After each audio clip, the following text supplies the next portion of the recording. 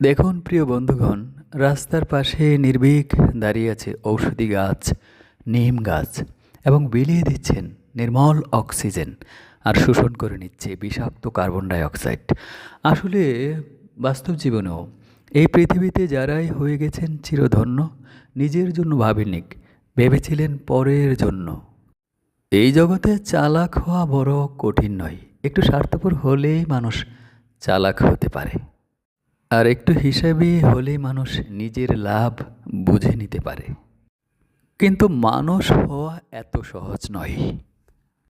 মানুষ হতে লাগে অন্যের কষ্ট বুঝতে পারার মন, ভুলের সামনে মাথা নত করার বিবেক, ক্ষমা করার মানবিকতা, আর নিজের লাভের আগে সত্যকে বেছে নেওয়ার সাহস। তবেই না হতে পারে মানুষ খাঁটি মানুষ। খাঁটি মানুষ হওয়ার আমন্ত্রণ জানিয়ে এখানে শেষ করছি। ধন্যবাদ সবাইকে।